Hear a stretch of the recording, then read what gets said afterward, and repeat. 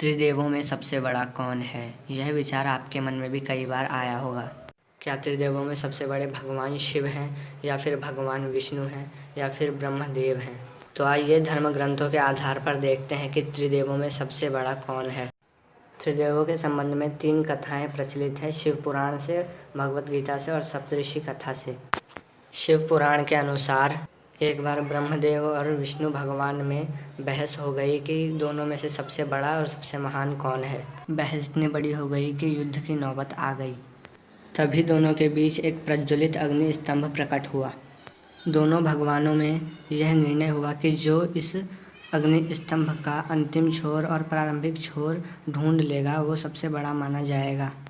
उसके बाद वो दोनों उस अग्नि स्तंभ के प्रारंभिक एवं अंतिम छोर को ढूंढने के लिए गए, लेकिन वह अग्नि स्तंभ इतना विशाल था कि न ही उसका प्रारंभिक छोर कहीं दिख रहा था और न ही अंतिम छोर। और इसके बाद विष्णु भगवान ने अपनी हार मान ली, लेकिन ब्रह्मा जी ने झूठ बोल दिया कि उन्हें उस अग्नि स्तंभ का प्रारंभिक छोर मिल गया है।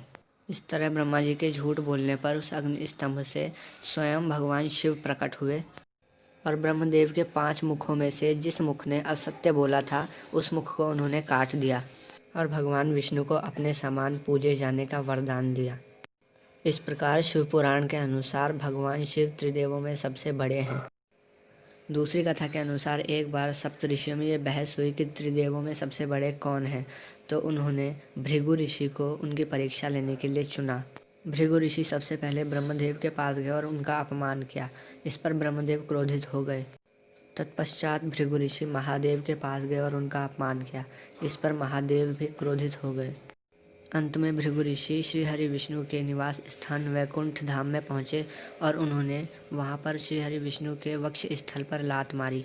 ऐसा करने पर भगवान विष्णु ने भृगु ऋषि के चरण पकड़ लिए और उनसे पूछा कि आपको कहीं चोट तो नहीं लगी, क्योंकि मेरा वक्ष स्थल बहुत ही ज़्यादा कठोर है। भगवान विष्णु के इतने कोमल स्वभाव को देखकर भृगु ऋषि ने यह निष्कर्ष निकाला कि त्रिदेवों में सबसे बड़े भगवान विष्णु हैं। तीसरी कथा के अनुसार एक बार त्रिदेव एक साथ बैठे हुए थे।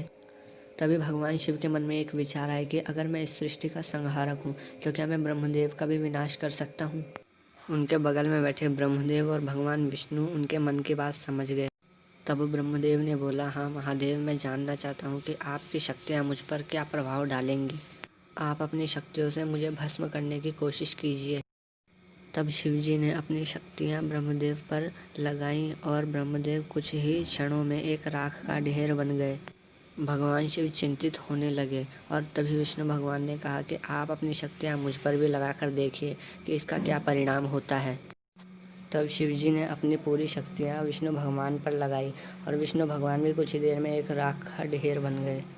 शिवजी और चिंतित होने लगे। तभी उस राख के ढेर में से एक आवाज़ आई कि मैं ब्रह्मा हूँ, जहाँ पर निर्माण होता है वहाँ मैं होता हूँ। यहाँ मेरे भस्म से एक राख का निर्माण हुआ है, इसलिए मैं यहाँ पर हूँ।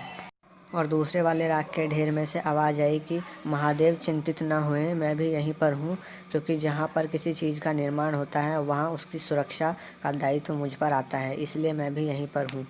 इसके बाद शिवजी ने खुद का विनाश करने की सोची। उन्होंने सोचा कि अगर मैं खुद का विनाश कर लूँगा तो हो सकता है कि ब्रह्मा जी और विष्णु भगवान का भी विनाश हो जाए।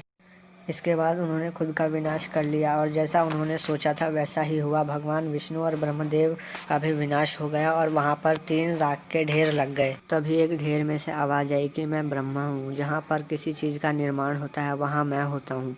और उसके बाद विष्णु भगवान की आवाज़ आई दूसरे राख से कि मैं विष्णु हूँ, जहाँ पर किसी चीज़ का निर्माण होता है वहाँ उसकी सुरक्षा के लिए मैं होता हूँ, इसलिए मैं भी जीवित हूँ।